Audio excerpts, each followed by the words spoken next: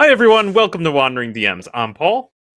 And I'm Dan. Today on Wandering DMs, we're going to be talking about West Marches campaigns, a playstyle built on open exploration, player-driven adventures, and a rotating cast of characters. Why has Critical Role picked that for their new season? All that and more today on Wandering DMs.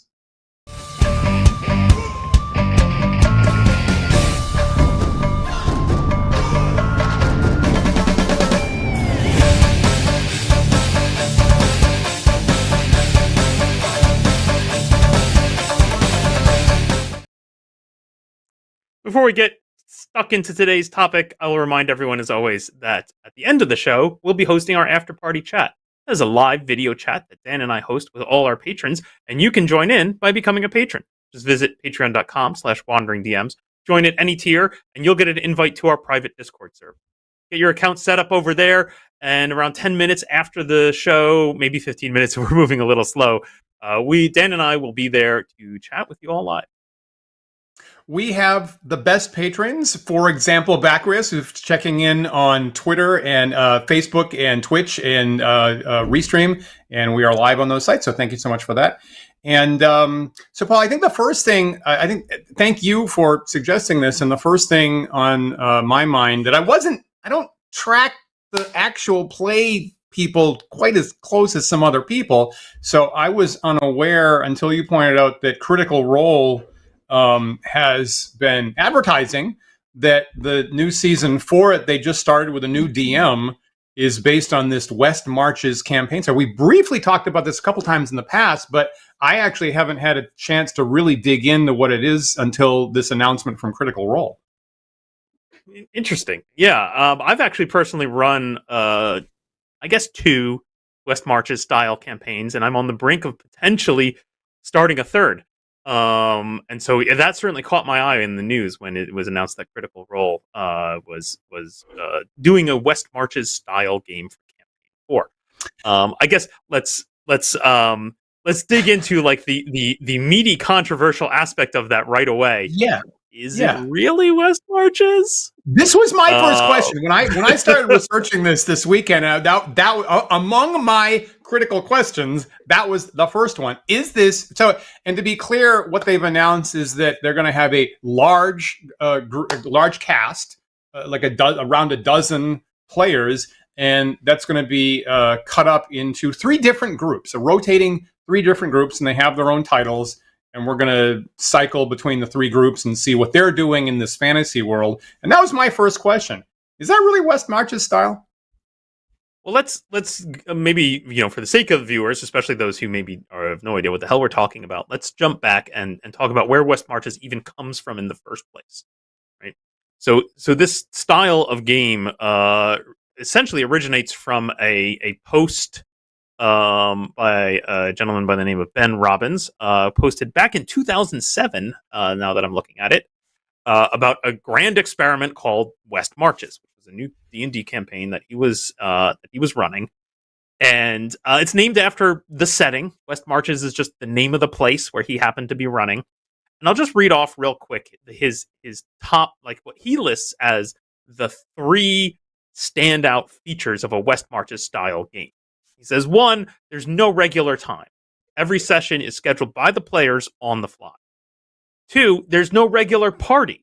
Each game has a different group of players drawn from a large pool of around 10 to 14 people. And 3, there is no regular plot. The players decide where to go, what to do. It's a sandbox style game in the sense that's now being used to describe video games like Grand Theft Auto, etc., etc. There's no mysterious old man sending them on quests, according to him. Now that third part, there's no regular plot, right? That was strange and unusual in 2007. I feel like, these days, Dan, you and I would just very casually say, well, that's a sandbox style game, right? And I've run many sandbox style games, and it's actually one of my favorite ways to run campaigns and my default way to run campaigns. So there's nothing to me unusual about sandboxes. Right.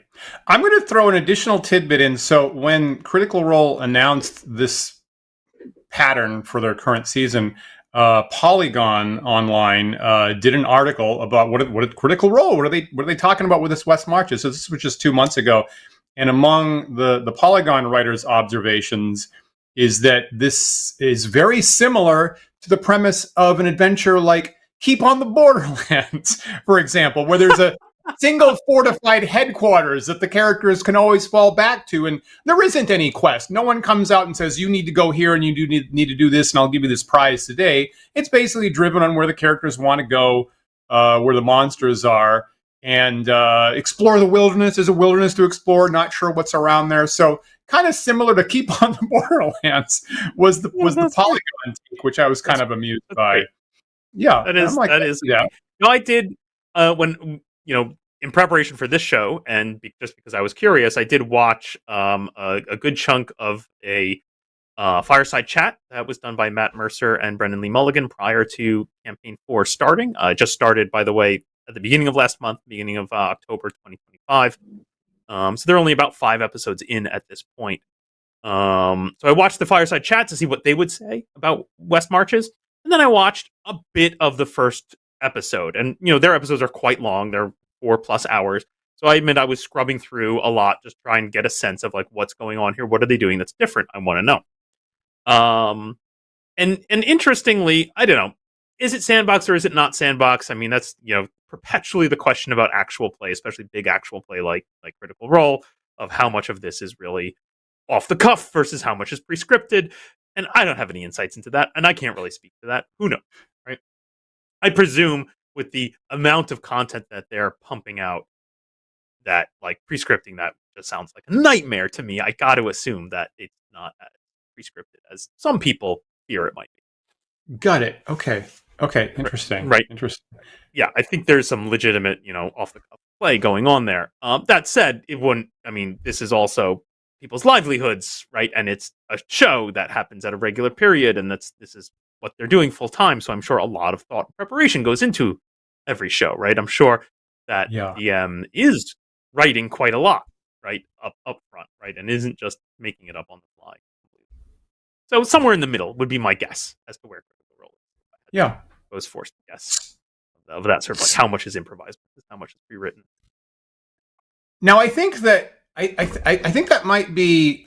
There's a Venn I think in my mind there's a Venn diagram between what you just were talking about and the question is this West Marches. So yes, for sure. But let me grapple with that first question up front here. Yeah, when we talk about like sandbox style, right? Like my interpretation or where my thoughts go when the moment anybody talks about sandbox style gaming, whether that's West Marches or otherwise, is that it must be highly improvisational. Right? It must be highly improvisational because there is no centralized plot. You're just reacting to what the players are interested in. Yeah. I think my first blush of this, I'm gonna throw up a great chat that we got 5 minutes into the episode from another Eric who right off the bat, another Eric immediately said, "That's already not West Marches," when we described the Critical Role plan. And it feels to me like on the 2 points of they have a regular schedule. There's going to be one Critical Role episode every week that comes out on Thursday or Wednesday? Thursday. And 2, it seems like they know they've split it up into 3 groups, but they know who the 3 groups are. So it sounds like they're going to have a rotating cycle of known members. Now I could imagine that in this group, someone has another commitment. They get a 1 month gig on a movie or something like that, possibly, and so they're not available once. But it sounds like they've pre-planned who the component groups are, which isn't what's supposed to happen in West Marches, I think. It feels like we're working through Ben Robbins' 3 points kind of backwards here, which is great, right? So we just kind of talked a little bit about the sandboxy nature, the no pre-planned quest. His second point was there's no regular party. There's a big pool of people, and they form up as needed, right? 10 to 14 people. And from what I saw of watching a good chunk of the first episode and what I've read online, they do have, I think, something like 13 players set up, right? Brendan Lee Mulligan is the DM consistently throughout. And that in the first couple of episodes, they're just hot swapping people. And this is absolutely what I saw. There was anywhere from 2 to 8 people on screen at any time. Oh. And a scene would end and people would get up and leave and other people would come back in. And now we're doing this group, right? Oh, wow. And from what I've read, this is an intentional kicking off that they're going to do it this way for a couple of episodes, but then kind of 3 groups naturally will form, and then you will get just group A, B, or C. Or they have names, right? I can't remember what the names. Right. It's the soldiers, the seekers, and the schemers. Yeah, there you go. So basically, your fighters, your thieves, and your wizards. Basically, that's what it sounds like. Right. My understanding is they will, right? So then now you'll just start to have these 3 different groups playing regularly, but all in the same world, right? All in the same setting. One group's actions may impact another group's experience. And from what I've read, there is intention that there will be some crossover, right? That occasionally a person from one group will appear in another group's episode. Which is great.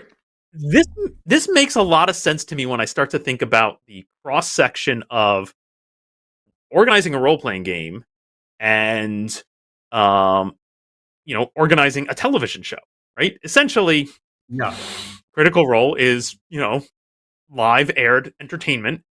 And it would make sense to me that if you're sitting down to produce some kind of episodic video content, you probably want a largish cast, and they're not all going to appear at the same time, right? You're not going to do, you're not going to have a sitcom where every single cast member is on screen all the time.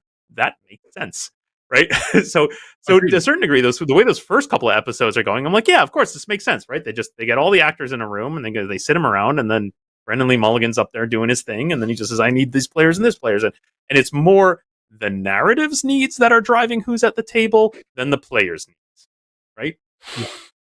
Yeah. And that's sort of like, for me, that's where I feel that shift of, is this West Marches or not? Because West Marches is supposed to be player-driven, right? You're supposed to be, the players are saying, we as a group, we have decided we want to go accomplish X. ADM sit down at the table and run a game for us so we can go do this thing together, and off they go. Whereas this feels a little more top down than that, right? It's a little more like, this scene ended, and now we're going to do this scene over here in the manor house, and who's present? You, and you. Come sit down. Yeah. Interesting. Okay, and not having eyeballs on the first couple of episodes, that wasn't that wasn't the impression I got from these. So they're shooting in the 4 or 5 hours, and they have people actually physically get up from the table, walk literally out, just and have standing up and walking away. Really? Crazy. Brendan Lee Mulligan saying, "Hey, I need so and so and so and so," and they appear and they walk on screen. Yep. Okay. Point. Literally. Okay. Ben gives a point for that. That's kind of funny. You can absolutely tell that all 13 players are sitting there on the soundstage waiting for their names to be called. Wow. Right. Wow. Okay. Again, okay. I don't think that the intent is to do that long term, right? I think the point is to do that for the first couple of episodes to agreed. give you a sense of all the characters in the world, and then probably, again, like my gut says, scheduling actors. Yeah, you're probably going to be yep, just this group. Just for today's shoot, we just need Group A. Who's on the call? And that makes. I agree. That makes a lot of sense, particularly long term, particularly different from something where we need you here for 1 month and we're shooting every day, which is one thing to block into a person's schedule versus we need you 1 day a week for however long one of these seasons go. So having a bit of a release valve there, I agree, makes a lot of sense with this kind of show's production schedule. That makes sense. Now, the second question, unless you've got something else to say about that. No. Go for it. What's the second question? Okay. As I was reading Ben Robbins' blog this weekend, for the first time, admittedly, the second question that popped into my head, and some other people are ahead of me in this on the chat at the moment, is how West Marches, the way Ben Robbins is describing it, how is this different from original D&D? Because my last campaign, which I'm running just 1974 rules with some edits, basically white box, it's a pretty good description of that. And I think the reference to keep on the Borderlands is very relevant. Not everybody in my play group would show up every week. We did have a regular schedule that we can talk about, but there was no expectation that everybody would show up. We have an online check-in system of who's going to be here this week.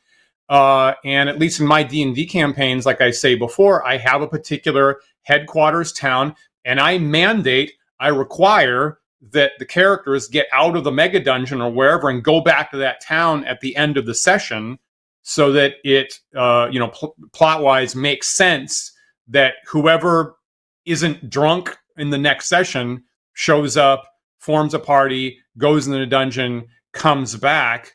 I generally don't give quests. They have a rather large amount of places where they could choose to go and explore for treasure. And it seemed, and then you look in the original D&D with Gary writing, and you think about how Gary was running games in the early days. Supposedly, he was in his basement every night of the week, and whoever showed up would be in the game. And right off the bat, we all know that original D&D says that a D&D campaign can be run for up to 50 players, but we recommend around 20. And we also know that in other sources, Gary was saying, I personally, I'm uncomfortable running for more than 6 at a time, but I have run for up to 16 at a time if that's who showed up. And that's kind of in the ballpark of the numbers that we're talking about. It's I do think when you think of West Marches just conceptually, I feel like it very much describes probably how Gary and Dave were running the game when they were first developing it. Right? Yeah, you're right. It absolutely explains that 50 players thing. Right? It vibes for me with the the stories that we hear about Dave Arneson having to like take phone calls because somebody was like, my character needs to do blah blah blah. Right? And just run a game over the phone real quick. Where it's really like the idea is almost more that the persistence of the game is at the world level, right? That it's more a story about the world, and then the players are whoever happens to show up that day, right? And that it's more of this. It's almost much more in this simulationist space than in say a narrative driven or a gamist driven style of play. Exactly. And for me, the way go ahead. I was gonna say the way you describe your campaign running, I'd say you are on the cusp of running something that I would call West Marches. I think again, like one of the big the Venn diagram of West Marches and Sandbox there's a lot of overlap, right? I think that like the third point of West Marches and Sandbox very similar, and we could spend a whole bunch of time talking about Sandbox campaigns, but I feel like that's not exactly the most pertinent and interesting thing. When I think about what's weird about West Marches, it's the first 2 points: scheduling and the size of the group. I think for your game to go fully West Marches, 1, you need about triple the players. Mm-hmm. Yeah, agreed. And then 2, you need the players to decide and inform you when games are happening and what's going to happen, like what the thrust of that game is. I hear that. Right. So I think that's, for me, those are the major things that are different between West Marches and sort of what we've come to agree on as sort of standard play of D&D. Yes, the numbers that the numbers that Ben Robbins lists of 10 to 14, I think both you and I are like, that's not so bad. I can fit 10 to 14 people around my table. Right? Yeah, and it's half. Big. And half. It's big, but I could deal with it. Right. Yeah. But I think the intent is still that's maybe 2 to 3 times the size that he really wants at his table at any given time. That there's no expectation that all of them will ever show up for any given game. More likely, it's going to be somewhere between a third and a half of those people. Great. So how about you tell me and the rest of us? So you're, of the two of us, you're the one that's actually done this 2 going on 3 times. So that bit that is novel, I guess, compared to, or my understanding of original D&D, unless you account for Gary physically being present every single day. Right? Just like, you tell me when you want to show up because I'm here running a game no matter what. How has that novel element of the players pick a schedule ad hoc? How has that worked for you in the past? That is the hardest part, in my opinion. That is the hardest part and the easiest part for me to walk away from.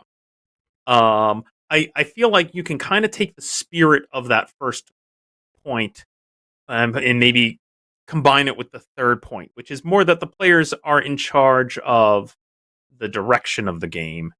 Maybe they don't really need to be in direct control of the time scheduling. Because right, I feel like the gut reaction a lot of DMs are going to have when reading this article is like, I just got to be available all the time at a drop of a hat. Yeah. That's not Yeah. realistic.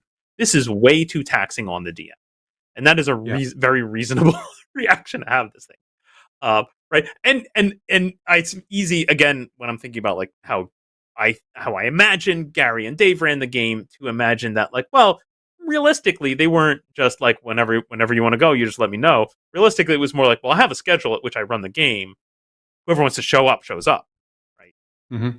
And so I feel like it's easy to take that step and say like, no, we'll just run at a regular interval, and whoever shows up, and then we'll figure out what we're doing based on who's at the table. Feels to me like a pretty reasonable variation of this. Yeah, I think that when it jumped, but before we get off that point there, I think that, I mean, that was one of the things that jumped out from Ben Robbins' blog. He said the whole motivation here is to be realistic about adults. Time isn't infinite. We can't do this every single week. Yeah. And I was like, it seems less realistic, and maybe this is your and my experience, Paul. It seems less realistic that the DM can just be available all the time. I mean, that's not any adult's schedule at all. So the very first thing I thought of was this modification of, and we've talked about that in the past.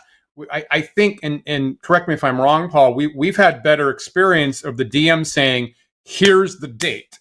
You tell me whether you can show up, is better metastasizes an actual game happening versus like everybody kind of consensus decide when it's going to happen. So I agree that was the first thing I thought in my head. Would it be better to say the DM's available this time, and every week you guys tell me who's going to show up? Here's my quick hot take on that, Dan, is yes, but doesn't have to be the DM. Right? You do need a person who says, this is the time, a motivated person who says, this is the time, I want to show up, I want people to show up, we're going to do a thing. And my hope in the West Marches style play is that could be one or more players. Right? Yeah. That essentially you get, and not all of them, I'm not saying it's a distributed thing. I'm saying what you'll see, hopefully, is 1 or 2 or 3 people step up to be kind of party leaders, callers, if you will, whose job is to schedule and make them happen. And that doesn't necessarily mean like they're dictating this time or this date, which they might, maybe if that's the way your group works, but just that they are providing the energy, the motivation, and the organization to make it happen, and kind of taking a little bit of that burden off the DM. And I think that's actually part of what makes me excited about this. That's cool. But I mean, we agree. If there's one sorry, DM, I was just going to add in. Go ahead. I was just going to add in, this for me is where it falls apart for saying that this is what Critical Role is doing, right? It's funny that Ben points out like the major thrust here is that people are busy, schedules suck, and I just want to make something that's more adaptable to crazy, weird schedules of people. And I feel like Critical Role isn't doing that at all, because Critical Role pays those people to be there. Yeah. Right?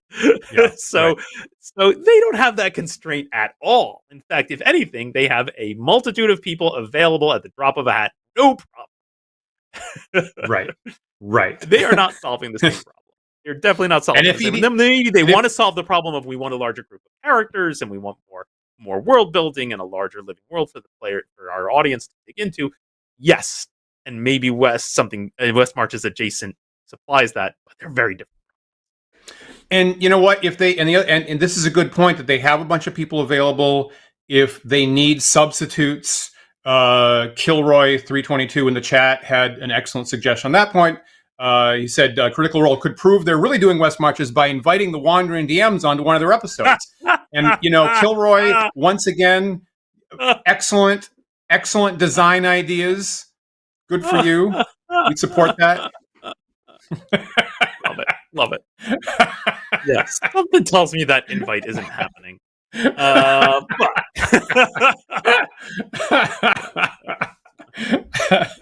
we're on deck and we work cheap. Just throw a couple of coppers our way, man. Yeah. Okay. But we agree if there's one DM, it's a necessity that the DM has to be open at one of those selected times, right? Yes. And here, let me pitch a variant to West Marches that I find personally exciting, and I would love to try and do, which is the DM might provide windows, appointments, office hours. Right, Right. I'm available in these slots. Right, it doesn't have to be 100% whenever you want. Just you schedule it. I guess I have to show up because that's what I signed up for. Right, it could just Yeah. be like, no, I'm available at these times to run games, but then still walk away at that point. As DM, say that is all I'm willing to do scheduling wise. The rest is up to you players. Go. And that's, Right. I think that's for me, that's what I would want to see out of a West Marches game. I want to see a couple motivated players dig into that and go, I'm excited about the world. I'm excited about the setting. I'm excited about doing things. I'm going to gather friends together, people from within the pool, and say, "Hey guys, let's grab Paul's slot next Saturday and let's go do this thing." Yeah. And I feel like that's also something I think that he doesn't. I don't remember if he talks about this in the article or not, but I feel like an important aspect of West Marches is having secondary asynchronous communication channel with the whole group, Right. where they discuss what's happening in the world, where they post content. We did this, we did that, right? Like that's I would want a Slack or Discord server or full wiki forum or something where the whole group is present and they can be posting about, oh my God, can you believe this thing? Hey, look, here's a picture of a map I drew, right? And it just adds that, that sort of persistence of the world, right? We are all participants in this shared fiction of this world where we can post lore and updates and etc. And then from there, off we go to make games happen. When you've done like me thinking about my adult schedule at the moment, I guess I was going to say two, but I'm like absolute max. I could maybe offer 3 nights. There's 3 nights that I could possibly say that's possible on. When you've done that, what was your openings like? I don't think it's. I don't think that. Like, I feel like it's easy to look at this and say, like, "Oh my God, I have to run D&D 3 times a week." And then nobody's saying Yeah, that, I'm not saying that, right? but I'm saying like there's only 3 nights, and it would be a stretch. There's even if I was only I can run maybe one a week, but there's only 3 nights that are conceivably available to check out. Let me talk about my first two forays into this because both of them are kind of interesting and unusual, right? Because that's what I think. When I read his article, I was like, well, you have to have a certain setting for this, not game setting, but a certain real life setting. Like this would work great if we all were in college living in the same dorm, Yes, right? got it. But like, Right. I'm not. Does this really work for like normal like life? how me and my gaming friends live? I don't know about that. In the first one, the first time I attempted to run it was during lockdown, right? So we're all at home, we're all bouncing off the walls, and I was like, "Hey, let's run a West Marches style campaign virtually. I'll Great. DM a game."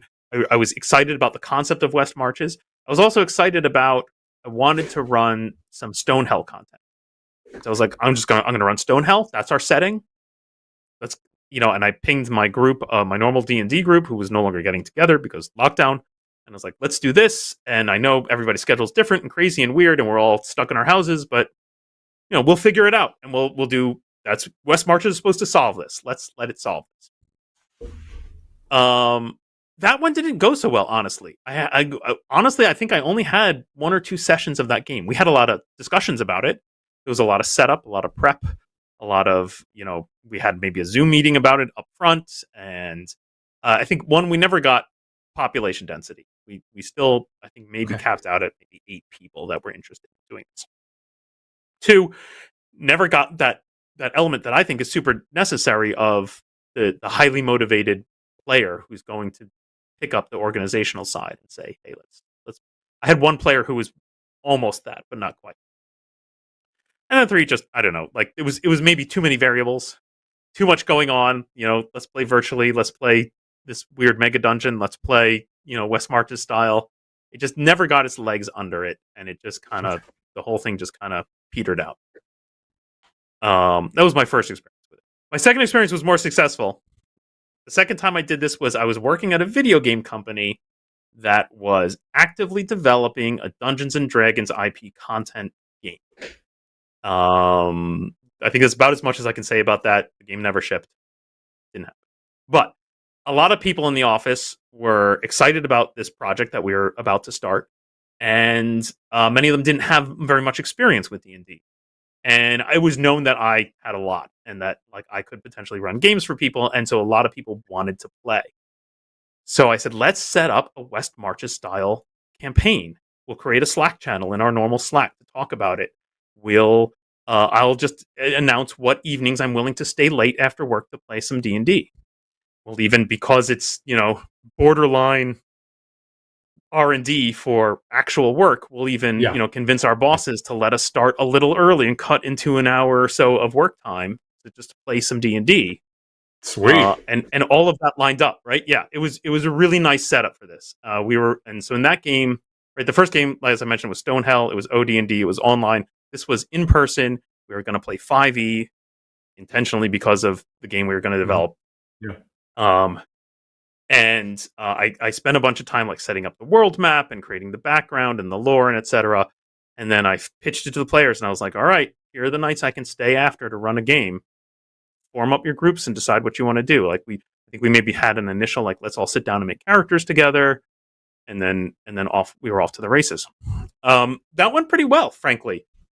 Was I running games every week? No, right? Okay. People just couldn't scheduling just couldn't figure it out, right? I was probably still only running at most a game every other week. The players did. Some players did dig in. There were a couple players who were like, "Oh, I'm excited for this, and I want to do X, and I want to do Y, and I want to talk about it a bunch, and et cetera, et cetera." I also saw what's happening in Critical Role. I got little subgroups to form up, cliques, parties. Okay. Yep. Yeah. Parties just Great. naturally form, right? Love it. Part of that was personality difference, frankly. Part of that was there was some players who didn't want to play with certain other players. Yeah. Okay. And so, right? And so they kind of just fell into this couple of groups of wanting to, this group A plays on this night and group B played on that night. And, they're playing in the same world, but did their paths really ever cross? Not so much. As it turned out.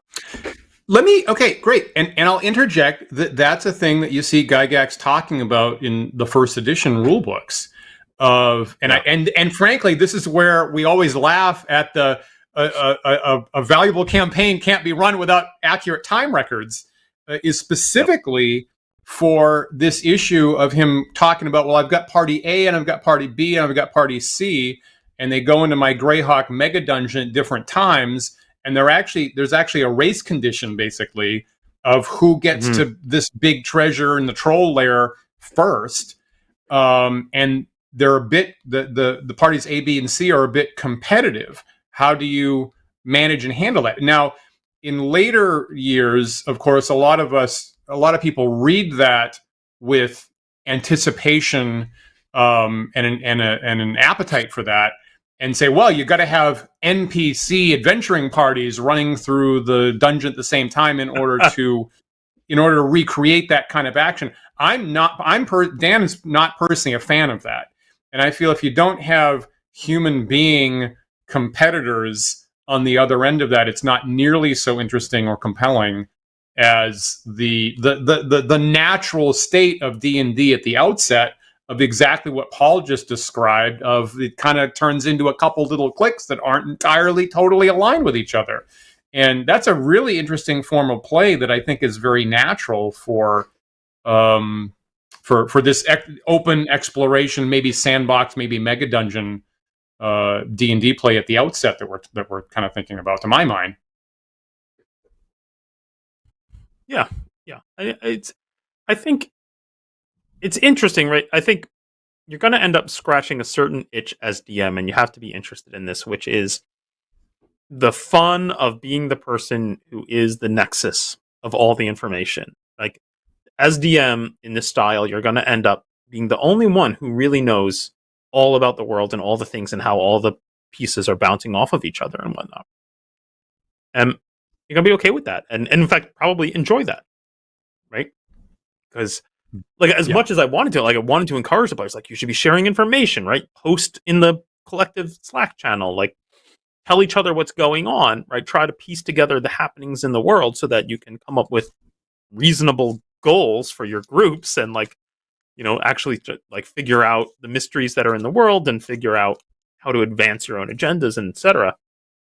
You know, naturally, different people will dig into that at different levels. Some Yeah. people will be like, yeah, whatever, I just want to show up and play. And some people will be like, oh my God, this is so cool. And some people are going to be like, yeah, what this other group is doing, they're wasting their time. It's dumb. They shouldn't be doing that. Right? That really tickles me. Gonna happen. um, So yeah, that game was fun. Again, didn't last super long. We played yeah. it for a few months. We had a few different sessions. Again, long enough for these two kind of groups to form, essentially. But again, it just I think the major problem was simply like landing in that motivation. I do think there is something to the regularity of scheduling, right? To make it a habit that it happens every week or every other week, always on a Saturday, right? I feel like Yes. your average D&D player needs that in Yeah. order for the campaign to stick. If I it's think not it's regular, very helpful. yeah, And so when something else in their life comes up, it's at the forefront of their mind. They can, well, I can't do that. mhm, It's a conflict on Friday because right. every other Friday is my D&D night. That's my D&D night, right? So I can't. Yeah, Yeah. I'm not available for this other thing because that's D&D night, right? I Yeah. think that's been very helpful for us. I think it's been very helpful, and we check in with our group. We check in and go, who's available for this Friday, and I have run sessions with I think we have a total group of about 8, and I've run sessions as small as 2. I kind of prefer not to go below 3, but occasionally they'll be like, there isn't enough for a quorum, and we're not meeting this particular Friday. Yep. Here's a question: when on the other end of the minimal number, I assume that whatever your environment is, you probably have like a maximum number that you can host. So if you're in person, and like my friends, we have very small New York City apartments. Frankly, can't fit many people into the apartment where we normally play. Or if you are playing online, the online systems that I've used, they start to get kind of cruddy after a certain number of people, a certain amount of video Yep. gets connected. Do you have to have a scheduling system that like caps it out and says after the first 8 people sign up, we don't accept anymore? I think that's wise, right? If I was going to do it again, I think the way I would probably do it is to set up some regularity. I run games every Saturday afternoon. Let's say I'm making stuff up, but I'm going to run games every Saturday afternoon, and I'm going to use some online scheduling system. I'm going to make Particle links or something, and I'm going to send out invites for the next 3 months of Saturdays. Each one is its individual thing, and each one has a max cap of whatever my max cap is, 8 people, 10 people, whatever. Go ahead and sign up, right?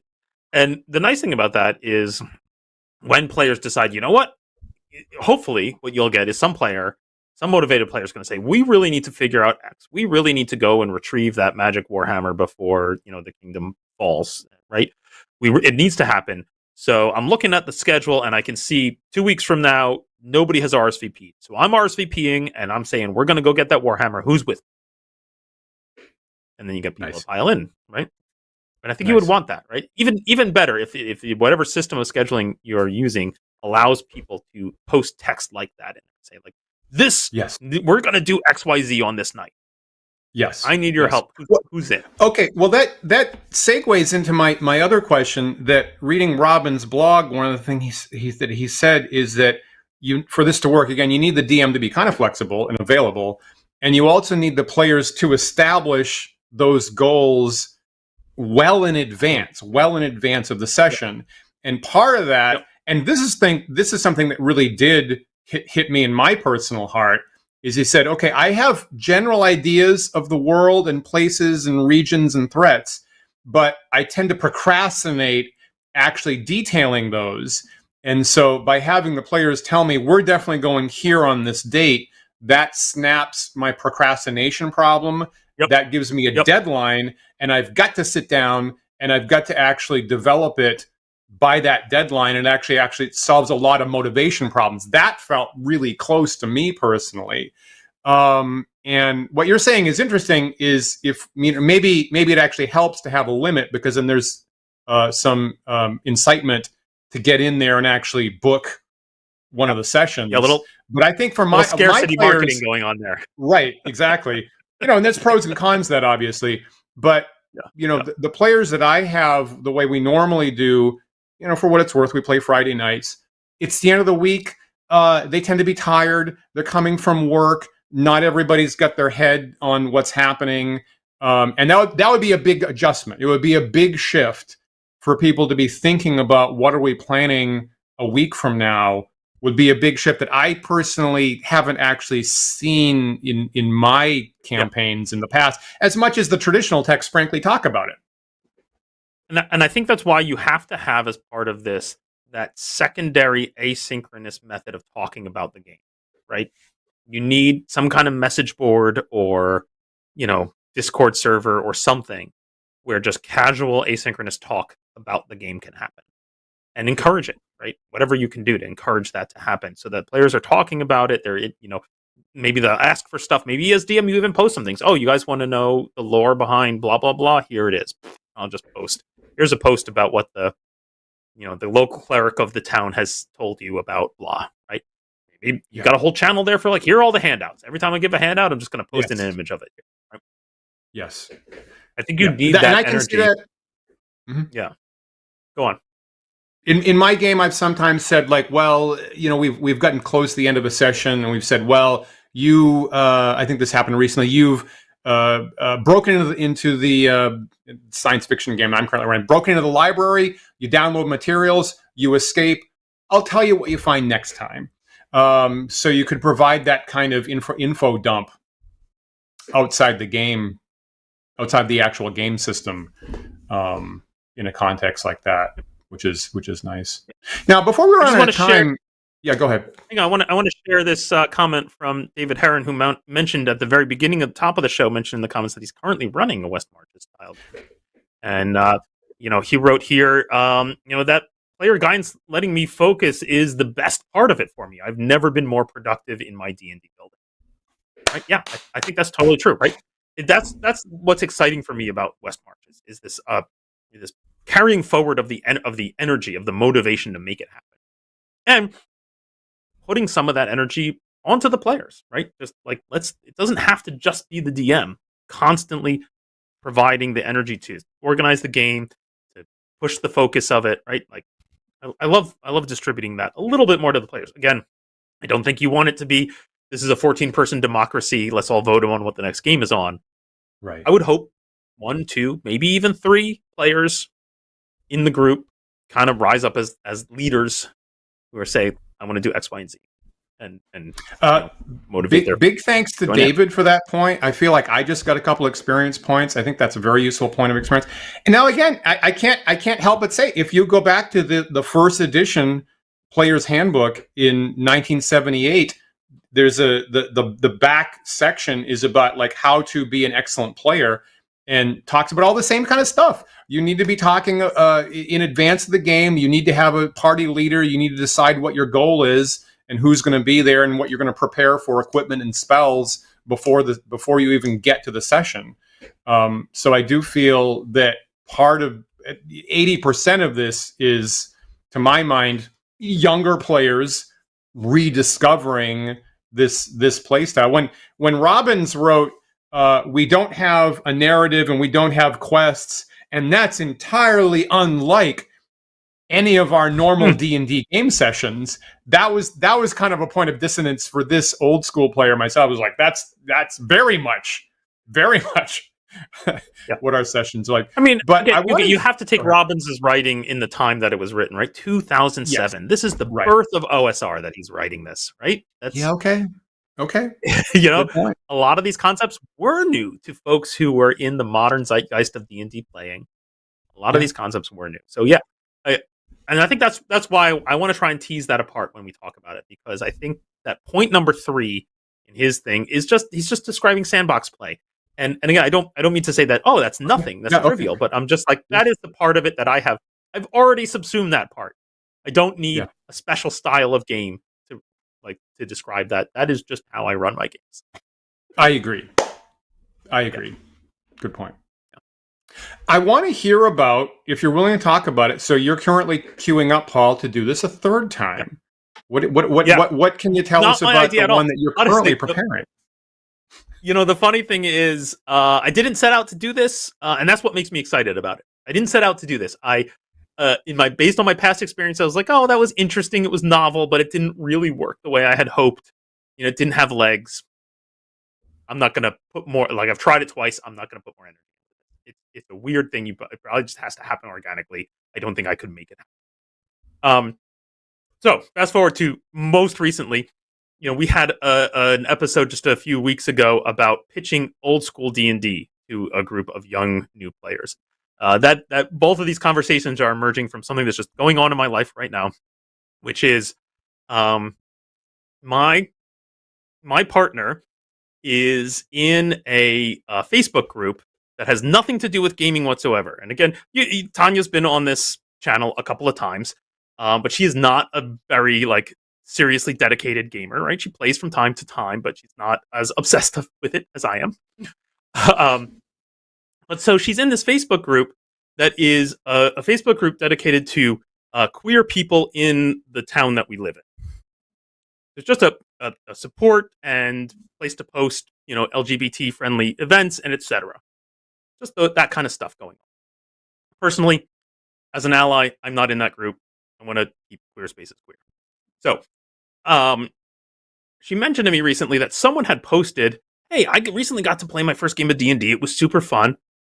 Would anybody in this group want to get together and play D&D sometime?" And there was just an outpouring of people who were excited about, "Yes, let's play D&D." And in the conversation, what came out eventually was like, "Oh, most of us are newbies. We're gonna need a DM, an experienced DM, to help us do this. How can we find such a person?" And so Tanya went on and You're said, in luck. "Hey, my partner is actually talks, has a weekly talk show for the past 7 years about D&D. He's a great DM." Right. So basically, I got volunteered to run a game for these people. And I was like, yeah, sure, why not? Like, if you're excited about it, I'm excited about it. Let's do it. Um, that has evolved. So basically, what's happened is that group has kind of splintered off of Facebook, partly because I'm not in that group, right? So I was like, okay, well, I need somewhere to talk to these people. So right now, we're in a. Okay.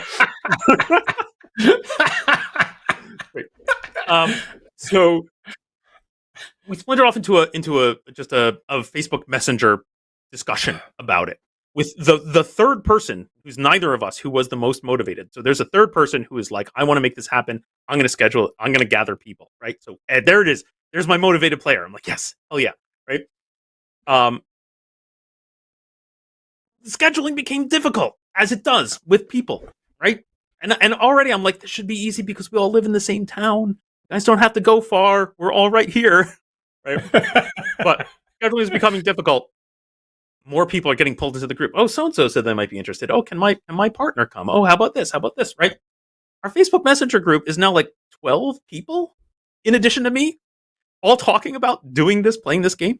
And I scheduled a game to happen in actually next week. I've got the first game scheduled to happen. Already there's a couple people in the group who are like, "Oh, I can't make that day. That's disappointing." I was like, Yep, "Oh, yep, yep. maybe I'll run another one. Maybe I'll run another one." And so over breakfast, Tanya and I were discussing it. And I was like, what this group needs is West Marches. And she was like, "What's that?" And so we started talking about West Marches. Um, and I went, you know what? It might work. It might work for this group. I'm gonna get past the first game. That's what I'm gonna schedule a game, make sure they're not, you know, horrible people that I don't want to be around. Make sure they're all cool, right? And Two-way if the street. energy Two-way is street. there, yeah, yeah. So I'm not like I'm in this third go round of possibly maybe gonna run a West Marches game. I'm trying to just play it cool and not push for it. And if it happens, it'll happen. It's kind of the space of my space that my head Nice. is in right now. Nice. Yeah, That's great. but I could see it happening. Right? It fits the group. Right? It is trying to solve exactly the problems that this group has. Yeah. It's a big group. They're all excited. They have busy schedules. They can't all make the same things happen. Like, you know what? It might work for them. And I would be willing, I think, maybe to not be super regimented about the scheduling. Like, what if I did every other Saturday and every other Thursday night or something like that? Like, I'll give a slightly amorphous schedule so that, like, people who are like, well, I can never make Saturday afternoon because blah, blah, blah. Well, here's a weeknight evening. We could do that, right? Yeah. Maybe, Yeah. like, again, don't want to bite off more than I can chew. Definitely don't want to end up like, oh my God, I'm running D&D 3 times a week. But Right. also want to make sure that it's encouraging a mixture of the group to show up. I think that's great. I Yeah. think that I really Yeah. like the And sound of and at that. this point, yeah, and at this point, I would say I had kind of have two people in the group who both seem like they might be motivated enough to be that motivated player. One is this person who originally started the whole thing, and now Great. Tanya's gotten pulled in, and she's actually like excited about it. So Oh, like great. I'm like, Great. okay, Great. I might have two party leaders. Okay, Brilliant. Great. Okay. Now we need a little tension, great. little Yeah. drama. I don't know if there's any drama in that circle already. I'm already eager to hear about it. Yeah. We got I'm party A and sure I party will B. be discussing it more on the show as it goes forward. You know, I don't know. I'm also preparing Yeah. myself for the last 2 times I've tried to run games like this. And I don't want to blame West Marches. Let's face it. A large number of campaigns I've planned peter out after a couple of months. I think that's just the nature of role playing games, right? Some campaigns stick, and man, we play for a Yeah. year plus. Yeah. Some campaigns just can't quite get their legs under them. Yeah. It's funny because Robbins is talking about when he originally did his West Marches, it lasted about 2 years. And it just coincidentally, I'm coming to the conclusion of my science fiction campaign after 2 years. So there's if you get the 2 years in, that's a good run. That's a really good run, frankly. Yeah. I think Yeah. Gary and Dave's early campaigns probably lasted about that long, probably when you look at them. Yeah, if you go to the archives of my own blog, right, I started blogging in 2010 because that was when my big, foray into old school gaming began. With a very, very serious campaign that probably lasted 2-ish years, maybe. Maybe it was not Got it. quite. Maybe a year and a half. But it was, Got it. yeah, that was a hell of a campaign. That's impressive. That's impressive. I'm seeing David here saying that he actually offers slots 4 times a week and will usually only actually run one. Very rarely winds up running twice in the same week, Nice. which is interesting. I feel like Nice. I would have a hard time doing it more than once a week. Like I ran a session this Friday. We break up. I mean, actually, we broke up early that night, and I'm wired. I'm wired when I get home, and every Friday night, I'm like, Dan, find some way to get your ass to bed so you can be okay on Saturday. And inevitably, once again, I don't go to bed till after 4 a.m. late Friday night. And there's a number of people I know that are getting emails from me, like 2, 3 a.m. late Friday night, because I'm like, well, I might as well get this out of the way. And here's something about the game that occurred to me. So I don't think I could personally do too much more than once a week.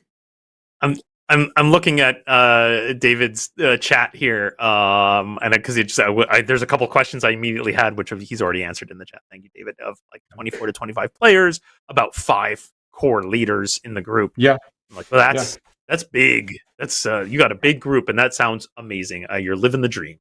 Well done. I sir. mean, the text. I'm looking at the text right here, Paul, and it says clearly the best ratio is around 1 referee to 20 players, which is pretty much exactly what David has there. You can anywhere between 4 and 50. Anywhere, it's canon, kids. Anywhere between 4 and 50 is okay. So, Paul, you get like 12 or 13. Good to go.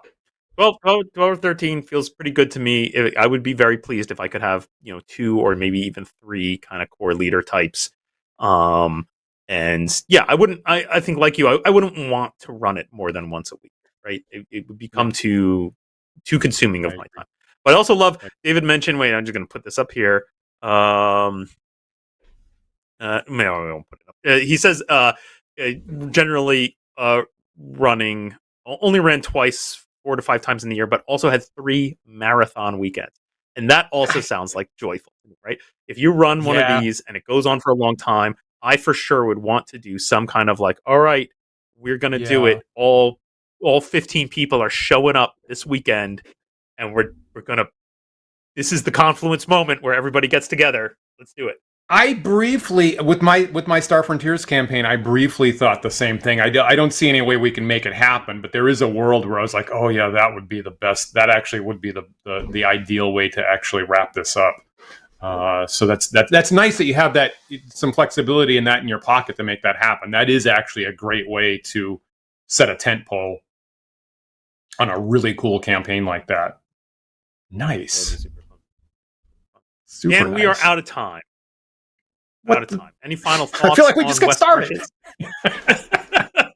I mean, to me, I feel like and I'm so glad that we could take apart a couple different threads in Robin's original post about West Marches, and I feel like around 2/3 of it feels like younger players rediscovering what original D&D play was like out of the box right off the bat. And I personally like it. I personally like a campaign that's a series of picaresques. I don't like the overarching railway plot where people try to recreate movies or novels. I don't think that's the best version of the art form myself. And having a large body of players and being flexible with everybody's time, I totally get that. I love this bit about players tell you in advance, which cuts off my design procrastination as DM and gives me a deadline. That really warms my heart quite a bit. And I feel very familial about a campaign running like this that winds up coming back to where we started from. That's kind of my favorite way to see D&D run. The scheduling's the new part. The not having a regular scheduled time and date would be the new part that I haven't experimented with yet. Maybe I'll do that in the future. Yeah, I love. I think if I were seriously doing it again, if I end up in that space, I think I would push pretty hard for like setting up a private Discord server just for the group. It gives you nice channels where you can post stuff, have side conversations about the content. As an event system, so you could post these are when the games are happening, with including like setting caps for how many people can sign up and etc. Like all that stuff built into one piece of software, I think is the way to do it. I also just want to touch back like on the Critical Role point that we talked about at the very beginning. I definitely, I think generally what I'm seeing is most consensus on the internet is like not really West Marches, but I'm not unhappy about that. I think like good for them for experimenting with something different. Good for them for creating a different show with a larger group, and good for them for getting the name West Marches out there and like saying this is okay. Even if it's just inspired by West Marches, people are going to go look it up, right? And maybe that gets a little more attention on this style of play, and that's great. I would love more people to be excited about this kind of game. That's a great observation. Okay, points to Critical Role, points to you, Paul, for pointing that out. That actually is a great observation. Is getting a little bit more texture to, and we commonly think about like when we have new players, like it might be a disadvantage that they expect Matt Mercer style play all the time, and so giving them a little bit more of a view of a more flexible play style might actually be really good for the hobby. You're right. Yeah, for sure. Viewers, if you have thoughts, if you have experiences having run a West Marches style campaign, good or bad, I'd love to hear from you. Please leave us a comment here in the YouTube video. Tell us about what went right or what went wrong in your West Marches campaign, how you do it differently. I'd personally love to hear it because I'm on the precipice of maybe going down this road a third time. And maybe you'll have interesting thoughts that will spin us off in a new direction for a new show in the future. Absolutely. And remember that you can like, follow, and subscribe to us. We're on YouTube, Twitch, Facebook, TikTok, Loops, and GitHub. We have the handle Wandering DMs on all those sites. So please look for us there and explode that like button. If you prefer to listen to the show in audio-only podcast format, you can do so. Those files are available on our website at wanderingdms.com. Also, you can find us on various podcast carriers like iTunes and Spotify and Pocket Cast. If you're listening to this show right now on one of those other sites and it offers the ability to do so, please rate and review our show. That helps other users of that site find us, and we really appreciate it. We really do. And of course, huge thanks to our patrons who support the show here. If you'd like to join them, please visit patreon.com/wanderingdms. and you'll get access to our private Discord server with the conversations continuing around the clock. You might want to have like a Discord server to have conversations when the game's not happening and feed other ideas into your games. And that's what we have on our private Discord server. It's a wonderful resource, and our patrons just have great genius ideas, sometimes hard questions, and really wonderful answers about design issues in D&D and science fiction, horror games, and miniatures and all kinds of stuff. We would love to see you posting there and join us. And again, just like Paul said, in about 10 or 15 minutes, we'll be there for our live video after chat with our patrons to continue the conversation. We've had such great chat here today, Paul. I really appreciate the questions about this West Marches style, some really good analysis about what is new and what isn't about it. Some experiences like with David from people who have actually run it, I think is really invaluable for me to see. And also thanks to TMI Doctor for getting you to run another campaign and also promoting Wandering DMs in the process. We really appreciate that, TMI Doctor. Thank you. Absolutely. Absolutely. Yeah. And just, I will just pitch too. I'm sure that our after chat is going to be very lively as we discuss more of the what's and wherefores of West Marches style play. I won't be surprised if some discussion crops up asynchronously in some of the channels on our Discord server. So if you're on the fence, I highly recommend come join us. Come join our Patreon, get access to our Discord server, and there's just, I'm sure there's just going to be a ton more interesting conversation about this. I am really looking forward to that. And don't forget, viewers, we are live every Sunday at 1 p.m. Eastern Time. We have a very regular schedule here. So we're live every Sunday at 1 p.m. Eastern Time. Please join us again next week for another thought-provoking discussion. We'll see you then.